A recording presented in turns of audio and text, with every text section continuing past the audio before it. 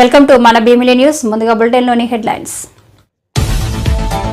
జగన్ బుద్ధిని మార్చుకుని వెంకటేశ్వర స్వామికి క్షమాపణ చెప్పాలని భీమిలి జనసేన పార్టీ మండల అధ్యక్షులు నక్కా శ్రీధర్ డిమాండ్.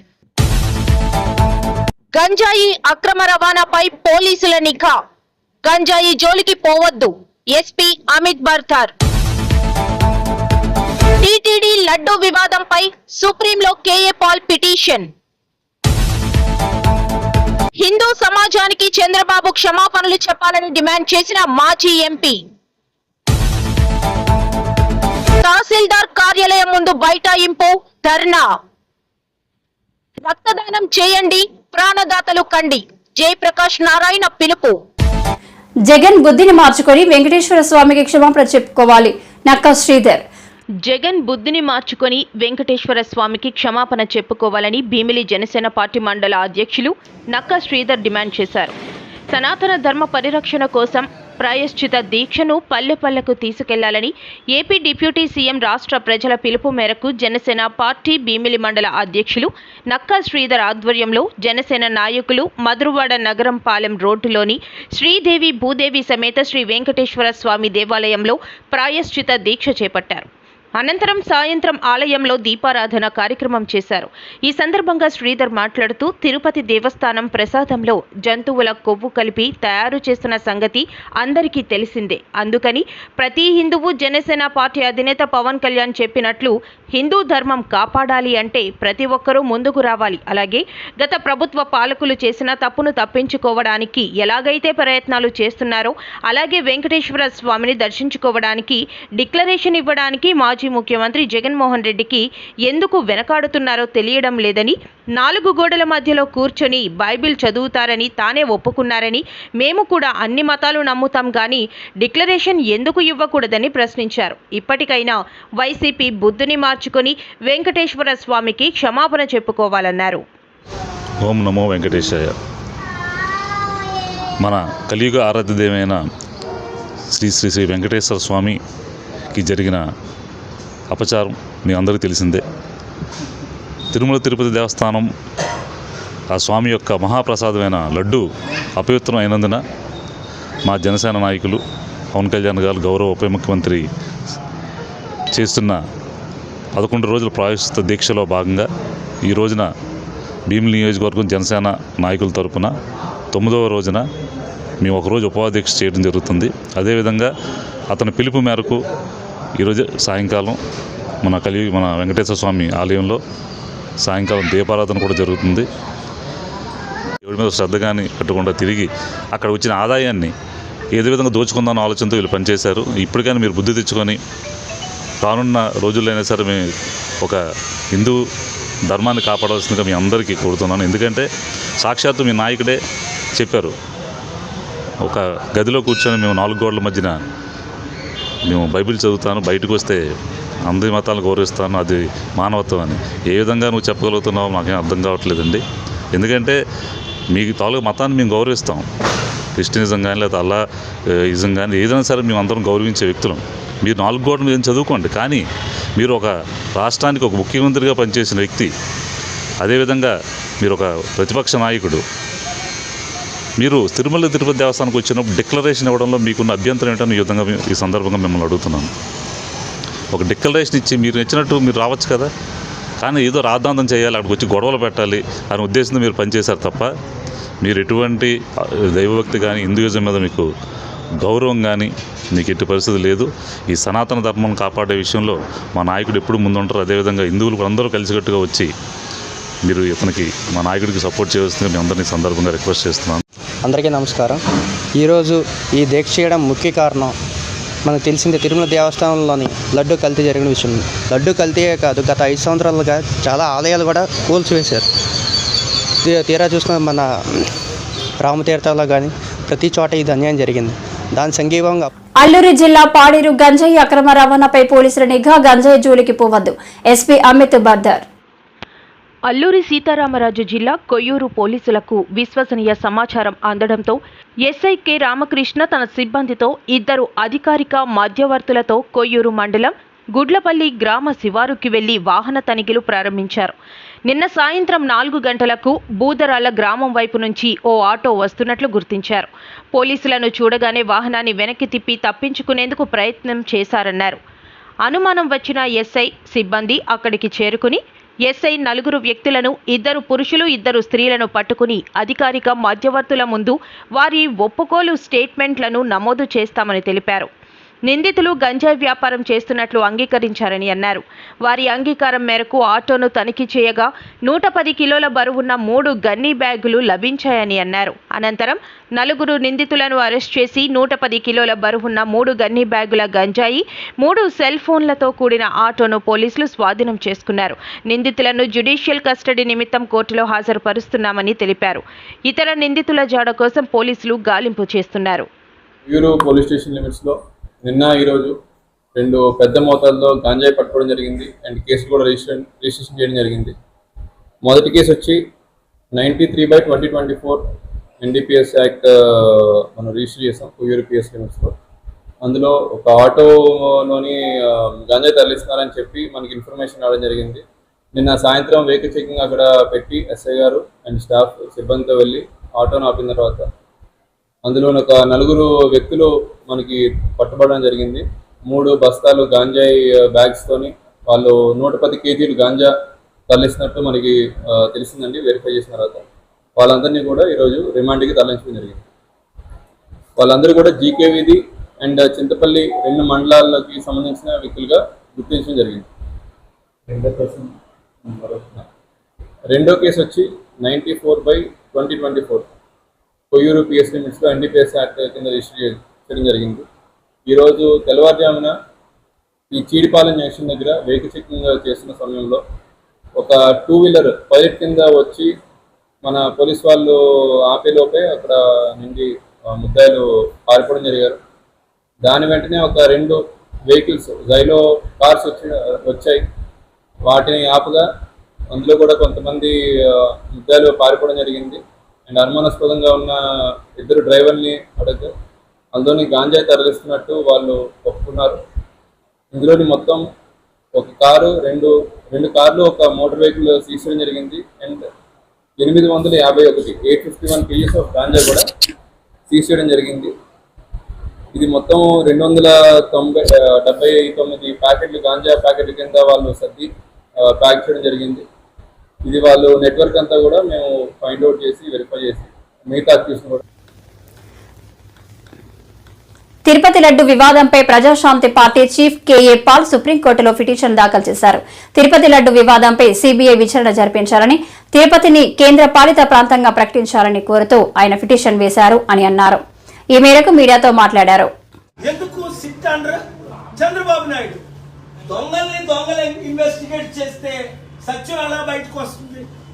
ఆ రిటైర్డ్ IPS అవ్వచ్చు. ఎంతమంది రిటైర్డ్ ఇప్పుడు రంగనాథన్ ఉన్నారు. నిన్న కోర్టుకి రావాల్సి వచ్చింది తెలంగాణలో. హైడ్రా విషయంలో ఆయన చేసిన తప్పులన్నీ నేను రైట్ చేసిన క్వశ్చన్స్ 2 weeks బ్యాక్ హైడ్రా విషయంలో ఆనరబుల్ హైకోర్టు కూడా రైట్ చేసింది. అదే నిన్న నేను రేవంత్ రెడ్డి తమ్ముడితో క్లియర్ గా ఎక్స్ప్లెయిన్ చేశాను మాట్లాడుతూ నిన్న రాత్రి.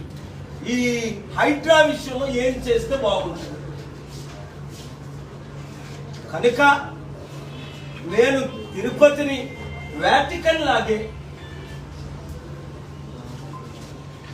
744 మందికి ఒక ప్రత్యేక దేశమే చేసినప్పుడు వాటికన్ సిటీని క్యాథలిక్స్ హోలీ ప్లేస్ గా లక్షల మంది ఉన్న తిరుపతి, లక్షల కోట్లు ఉన్న తిరుపతిని ఎందుకు ఒక కనీసం ప్రత్యేక టెరిటరీగా చేయకూడదు? సో जो क्वेश्चन मैं रेज किया था 2 weeks पहले honourable Andhra Pradesh high court में तिरुपति को CBI इंक्वायरी करना चाहिए और यूनियन टेरिटरी बोल के डिक्लेयर करना चाहिए, क्योंकि वो अभी जो पॉलिटिशियंस है चंद्रबाबू नायडू, पवन कल्याण, खाली लॉ एंड ऑर्डर ब्रेक करके कंट्रोवर्सी क्रिएट कर रहा है. ऐसा कंटिन्यू होने से मुश्किल हो जाएगा हिंदू, मुसलमान, क्रिश्चियन में. इसीलिए मैं इंटरम प्रेयर, अभी सुप्रीम कोर्ट में भी मैं इंटरम प्रेयर जो मांग रहा हूं, इंटरम ऑर्डर पास कर लीजिए, जैसा Chandrababu Naidu, Pawan Kalyan without due process वो लोग ऐसा stupid question, false fabricated issues लाके आंध्र प्रदेश को रुइन करना है, तेलुगु स्टेट्स को रुइन करना है। वही तेलंगाना में तो हाइड्रा को यूज करके मिसयूज कर रहा है। लाख लाख लोकल का building 1,50,000 crore valuable buildings have been destroyed already without a due process, which I shared with the Honorable Chief Minister, my younger brother, Ravant Reddy, yesterday evening. Face to face, I graciously confronted him that the way Hydra is going on in Telangana, it is illegal, unethical, immoral, and that's what the Honorable Telangana High Court also confirmed. Thank you very much.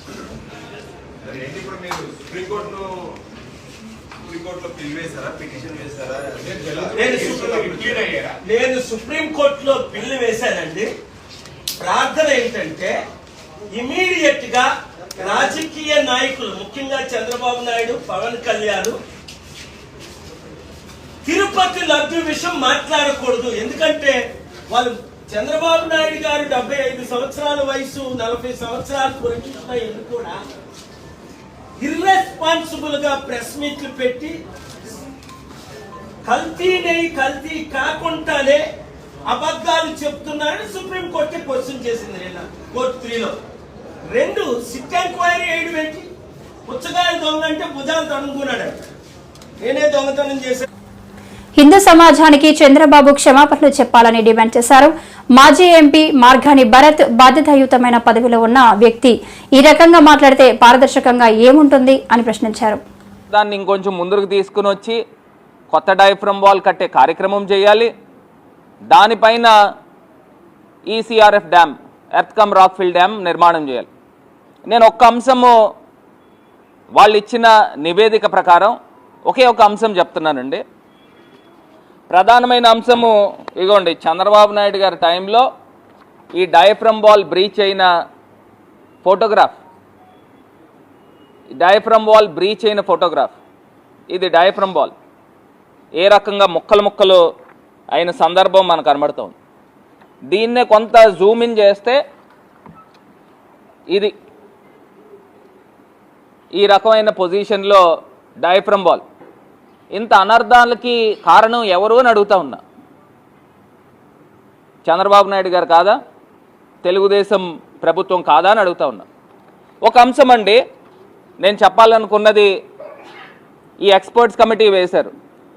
Water అనేది Polavaram project thumb rules చెప్తున్నాం, అందరికీ తెలిసిందే. మళ్ళీ ఒకసారి మళ్ళీ ఇది విడమర్చి తెలియపరుస్తాను. ఒకటి, నదిని మనం డైవర్ట్ చేస్తున్నాం. మనం నదిని డైవర్ట్ చేసేటప్పుడు ఏదైతే ఫస్ట్ వీళ్ళు చేయాల్సిన కార్యక్రమం ఏంటంటే అప్రోచ్ ఛానల్ కట్టాలి. అప్రోచ్ ఛానల్ తర్వాత స్పిల్ వే కట్టాలి. స్పిల్ వే కట్టిన తర్వాత హైడ్రాలిక్ గేట్స్ అమర్చాలి. దాని తర్వాత స్పిల్ ఛానల్ అంటే అప్రోచ్ ఛానల్ మీదుగా వాటర్ వచ్చి ఆ వాటర్ ఏమో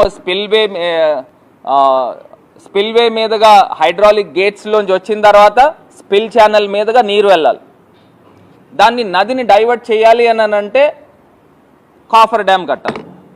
ఇది అంశం. ఫస్ట్ ఏదైతే ఈ స్పిల్ ఛానల్ హైడ్రాలిక్ గేట్స్ అమర్చిన తర్వాత అప్పుడు కాఫర్ డ్యామ్ని కట్టాలి. Coffer dam up stream coffer dam, దాని తర్వాత డౌన్ స్ట్రీమ్ కాఫర్ డ్యామ్. ఈ రెండు కంప్లీట్ అయిన తర్వాత, స్పిల్వే కంప్లీట్ అయిన తర్వాత కాఫర్ డ్యామ్లు కంప్లీట్ అవ్వాలి.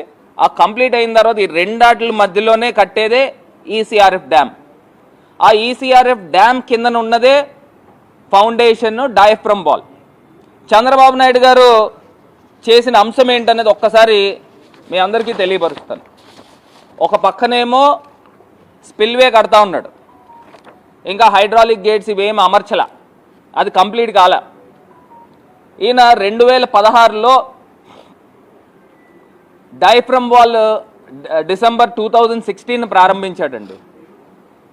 అంటే అప్పుడు డిసెంబర్ నుంచి జూలై దాకా కొంత భాగము డైఫ్రమ్ వాల్ కట్టాడు. దాని తర్వాత మాన్సూన్ వచ్చేసింది, ఫ్లడ్స్ వచ్చినాయి. ఆ ఫ్లడ్స్కి డైరెక్ట్గా సేఫ్టీ ఏం లేదు ఈ డైఫ్రమ్ వాల్కి, ఎందుకంటే అప్పుడు కాఫర్ డ్యామ్ నిర్మాణం జరగల.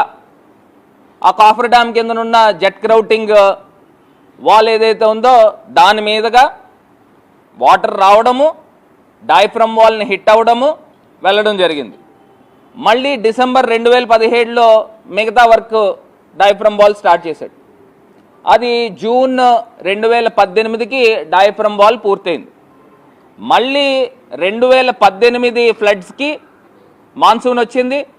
డైరెక్ట్గా ఈ డైఫ్రమ్ వాల్ అంటే ఏంటండి, ఈసీఆర్ఎఫ్ కిందను నక్కపల్లి మండలంలో వైజాగ్ చెన్నై ఇండస్ట్రియల్ కారిడార్ పేరుతో జరుగుతున్న భూసేకరణ సందర్భంగా పరిశ్రమల ఏర్పాటు కొరకు, అభివృద్ది కొరకు తమ జీవనోపాధిని, జీవితాలను త్యాగం చేస్తున్న నిర్వాసితులకు అన్యాయం చేయవద్దని కోరుతూ వ్యతిరేకిస్తూ ఈ రోజు నిర్వాసితులు తహసీల్దార్ కార్యాలయం ముందు బైఠాయింపు ధర్నాలో పాల్గొన్న సిపిఎం జిల్లా కార్యదర్శి వర్గ సభ్యులు. వైజాగ్ చెన్నై ఇండస్ట్రియల్ కారిడార్ పేరు చెప్పి రాజీపేట, బుచ్చిరాజుపేట, చందనాడ, వేంపాడు, డిఎల్పురం 5 రెవెన్యూ గ్రామాల్లో సుమారుగా 5,500 ఎకరాలు భూములు సేకరిస్తా ఉన్నారు. ఈ భూసేకరణ ప్రక్రియ 2010లో ప్రారంభమైంది. 2010లో ఆనాడు రైతాంగం, మత్స్యకారులు, పేదవాళ్ళందరూ కలిసి ఎట్టి పరిస్థితుల్లో మేము భూములు ఇచ్చే ప్రసక్తే లేదని చెప్పి అనేక విధాలుగా పోరాడినప్పటికీ ఆనాటి ప్రభుత్వం ఎలాగైనా భూములు తీసుకోవాలని చెప్పేసి ముందుకెళ్తున్నటువంటి నేపథ్యంలో రాష్ట్ర అత్యున్నత న్యాయస్థానాన్ని మేము ఆశ్రయించడం జరిగింది. రాష్ట్ర అత్యున్నత న్యాయస్థానం అయినటువంటి హైకోర్టు స్పందించి ఇదేమి భూసేకరణ, ఈ భూసేకరణ వెంటనే నిలుపుదల చేయాలని చెప్పి ఆనాటి రాష్ట్ర ప్రభుత్వానికి తీవ్రంగా చీవేట్లు పెట్టడం జరిగింది. 2010 నుంచి 2016 వరకు కోర్టులో స్టే ఉంది. అయితే 2016లో ఆనాడు అధికారంలోకి వచ్చినటువంటి ప్రభుత్వం ఈవేళ ఆంధ్ర రాష్ట్రంలో కూటమి ప్రభుత్వానికి నాయకత్వం వహిస్తున్నటువంటి పార్టీ ఆనాడు అధికారంలో ఉంది. వాళ్ళు భయపెట్టి బెదిరించి భూములు స్వాధీనం చేసుకోవడానికి ముందుకు రావడం జరిగింది. అయితే 2010 నుంచి 2016 వరకు ఆగిపోయినటువంటి భూసేకరణ ప్రక్రియ 2016 నుంచి వేగవంతమైంది.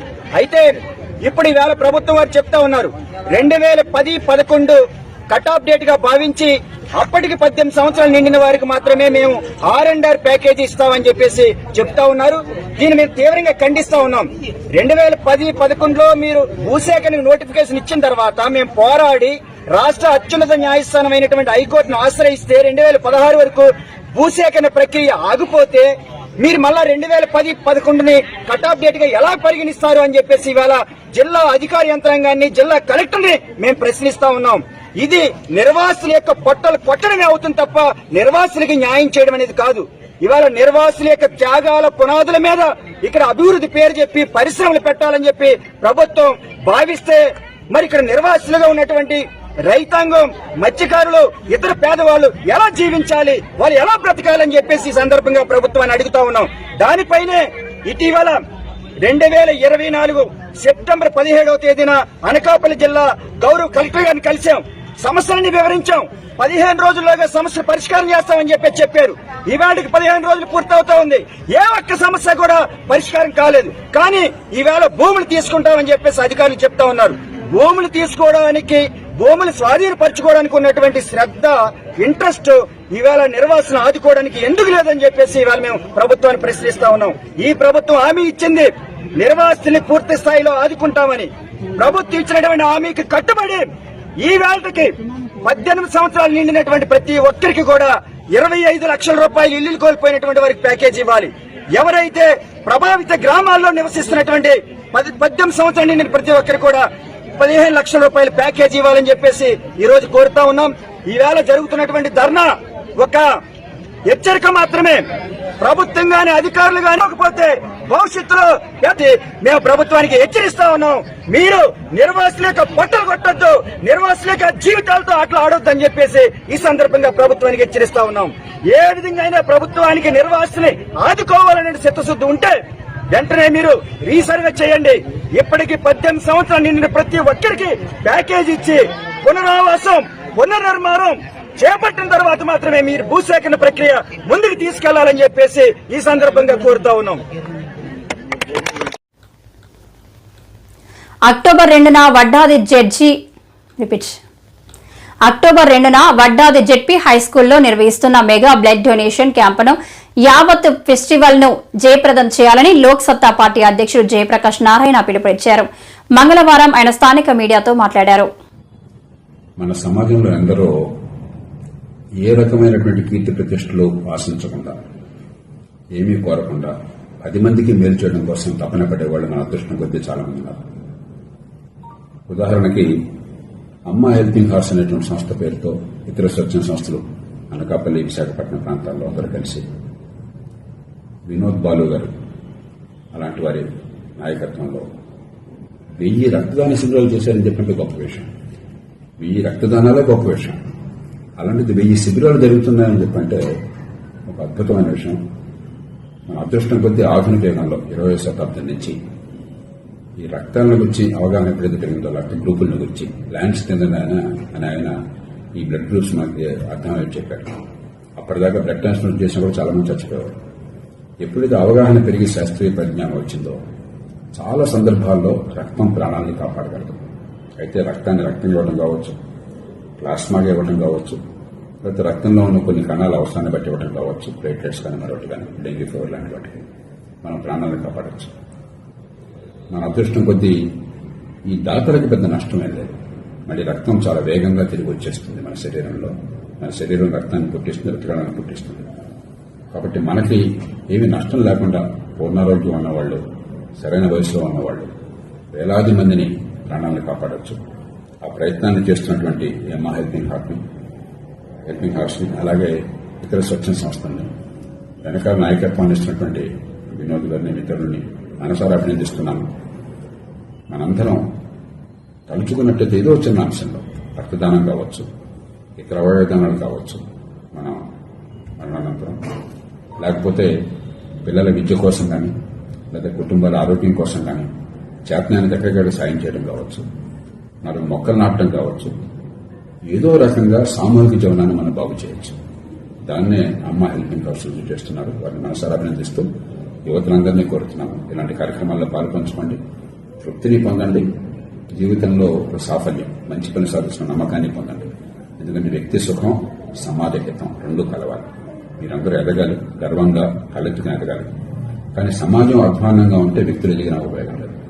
వ్యక్తి ఎదుగుదల, సమాజ ఔన్నత్యం రెంటిని కాపాడుకుంటేనే ఈ దేశ భవిష్యత్తును కాపాడగలం, యువత భవిష్యత్తును కాపాడగలం.